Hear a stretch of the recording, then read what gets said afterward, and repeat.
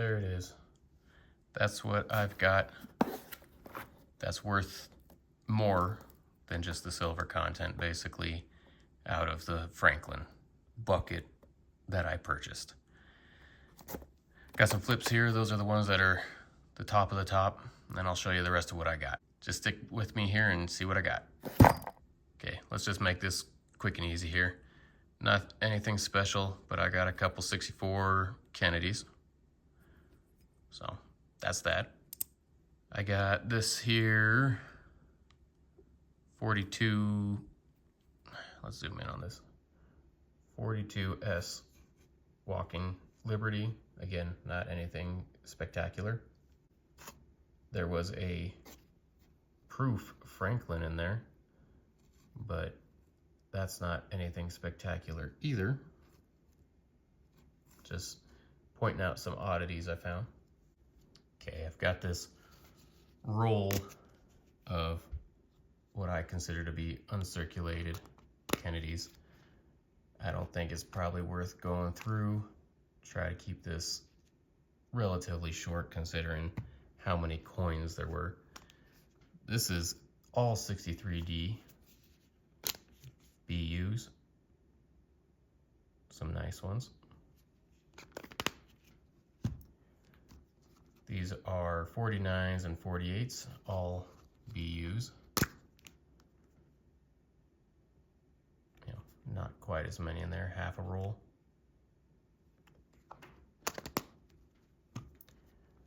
We got 62, 61, 60, 59s, all BU. This one's got some toning on it. Well, that don't look BU, what the hell? Yeah. I don't know. To me, that looks like AU, but whatever. I had a whole bunch to go through, so give me some grace and leeway. Maybe I marked this wrong. Let me see. I would say some of those might be questionable. Yeah, I don't know. Whatever. I won't call them BU. I'll just say they are some of the better ones. Let's just put it that way. These ones are just some damaged ones I put in here. Damaged coal coins. Not anything special. Here, 59, 58, 57, 54, 52, 51s BU. Oh, and 50. Yeah, that's more like it. Wow.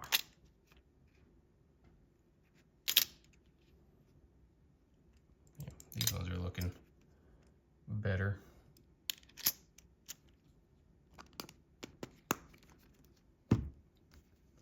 And some 63s and 62s BUs. I mean, they're all pretty much the same thing, so I don't think it's necessary to go through them all with you. Just bore you to death.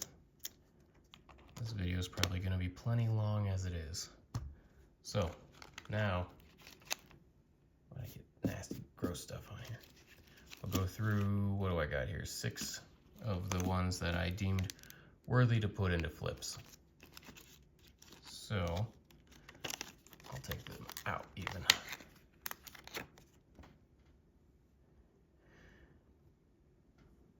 Here we got a 54. Kind of get zoomed in a little bit better. There we go. Nice 54. I think this one is going to be between a 65 and a 66. 65 is worth 50 bucks. 66 is worth 275 bucks. So obviously hoping for the latter.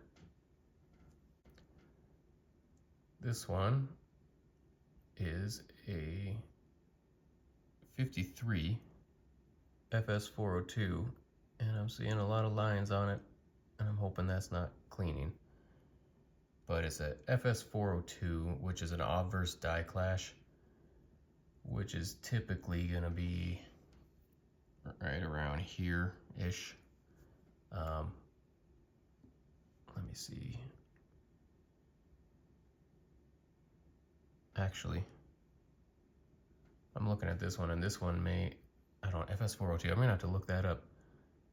Seeing something here, but at any rate, with all the marks on it, I don't know if it's cleaned or just well worn. If it's not cleaned, I'd say it's a 63 maybe, and that's a $100 coin if not cleaned. Here is a 1948, and this one, I believe, has full bell lines. Look at the bottom there. Pretty nice, I like that. And that's, in my opinion, it's a 65, and that would be $125 coin. Then here we've got a 52, and this one is full bell lines as well. The lighting's not doing this one justice as it did the other. And that, I think this one is a 64 to a 65. That gives it a range of 60 to 135 bucks. Here we got a 51, and that's a rough coin, obviously. It's a FS402, which is an obverse die clash as well. And after going through so many Kennedy or Franklins, I'm pretty sure the obverse die clash is typically under the nose, and this one's dirty, so it's hard to see. Now, don't get me wrong, just because they're in flips does not necessarily mean I think they're worth a lot of money. They're in flips because there's something about them, like the obverse die clash, or they're higher grade, or they're worth money. So I just try to separate anything that's special out of the bunch of other silver I've got. Wow.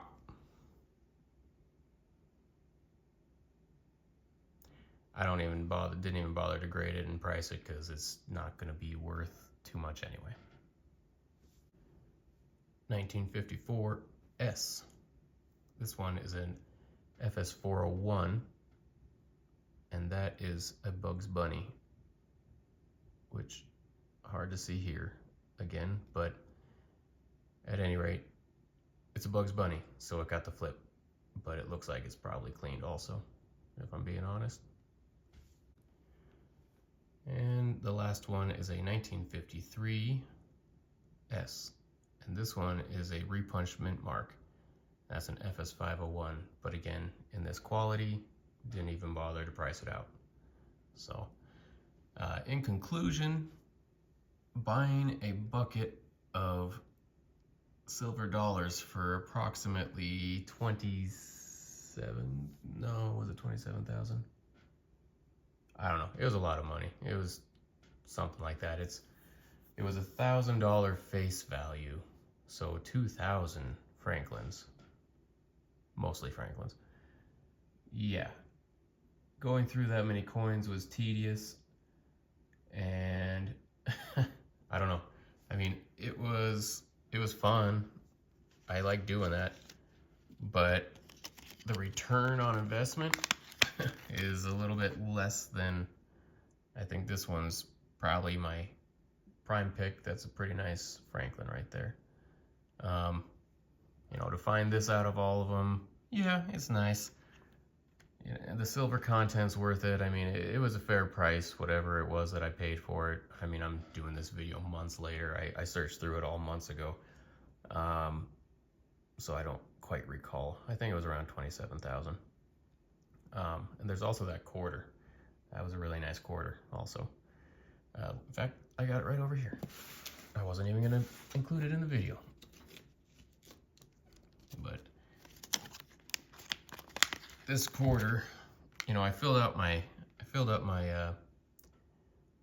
my album, and I got a lot more in my quarter album too, and my Franklin album I think is done now. So between this quarter and this Franklin, so if I'm lucky and this is a 66, that's 275. This is 65 to 66, I believe. If I'm lucky and it's a 66, that's 450. you know, that's 725 bucks. Worth dropping 27 grand on Franklin's? No. But again, you've got the silver value there. I'm not really concerned about what I paid. It's just fun to search through them and find the varieties and all that. Now, since I did that, I've also been collecting from collectors. And I gotta say, I think it's much funner to collect from collectors. People who may not know as much about coins as I do, and that sounds arrogant, because I know a lot of people here think I'm an idiot about coins, but I do know more than a lot of amateurs. I love searching for varieties, and you just don't know what you're getting in varieties until you got them in your hand and you can really search through them. So that's what's fun for me. Will I do this again? Can't say that I won't, but probably not. I'd rather put that money towards buying collections and searching through them. So at any rate, here's the top picks. Leave a comment below. Let me know what you think. If you're not subscribed, don't forget to subscribe. And I will catch you on the next one.